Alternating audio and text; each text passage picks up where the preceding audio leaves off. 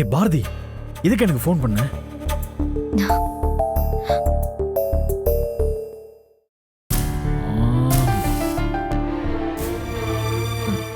Sorry sorry sorry. இன்னைக்கு நான் உனக்கு எதுவும் ஃபோன் பண்ணலையா? அந்த அளவுக்கு ஆஃபீஸில் கொஞ்சம் வேலை, ஒர்க் ப்ரெஷர் வேற.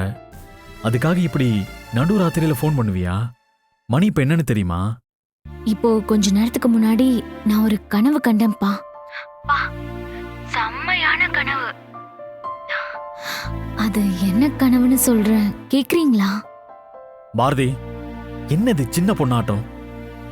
கனவு வந்துச்சு சொல்றேன் கேளுன்னு யாராவது ஃபோன் பண்ணுவாங்களா? பாரு, நல்லா தூங்கினாதான் கனவு வரும். சோ கனவு வர அளவுக்கு நீ நல்லா தூங்கியிருக்க. பேசாம அதை நீ கண்டினியூ பண்ணு. போய் படுத்து தூங்கு. அதான் உனக்கும் நல்லது, குழந்தைக்கும் நல்லது. சந்துரு ப்ளீஸ், ஒரு 2 minutes. அந்த கனவு என்னன்னு நான் சொல்லிடுறேனே. பாரதி, நாளைக்கு மத்தியானம் நான் உனக்கு ஃபோன் பண்றேன். அப்பா அந்த கனவை சொல்லு, நல்லா டீட்டெயிலாவே சொல்லு.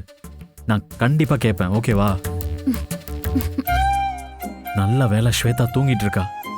அவ முடிச்சிருந்தா என்ன ஆயிருக்கும்? ஓ ப்ளீஸ் போய் தூங்கு பாரதி.